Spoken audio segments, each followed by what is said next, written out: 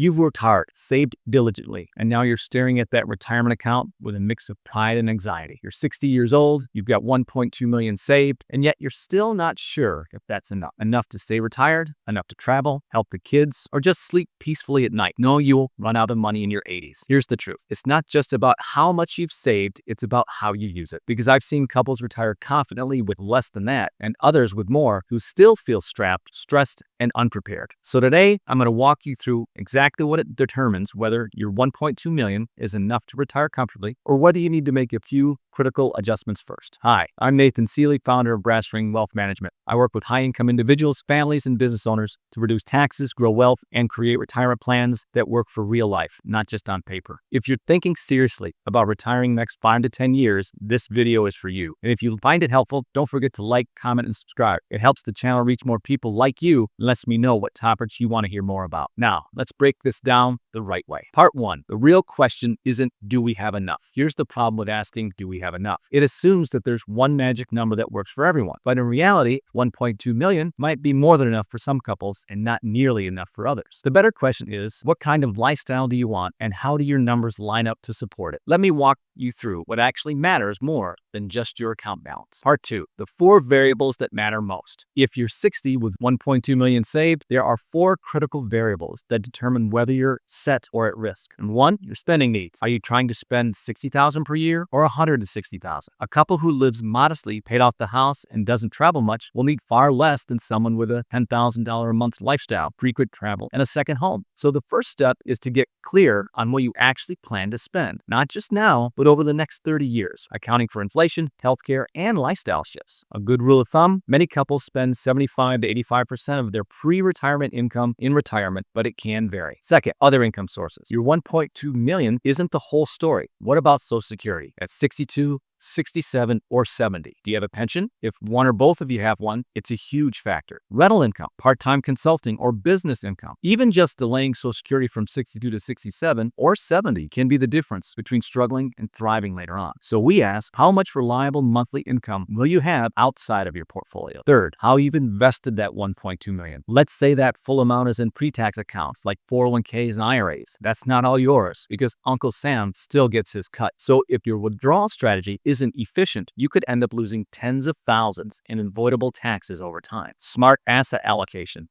and location, meaning which accounts hold which investments, can help stretch your savings much further. And if you're too heavy in cash or bonds, you may risk running out of money due to inflation. Fourth, your timeline and flexibility. Do you need to retire this year?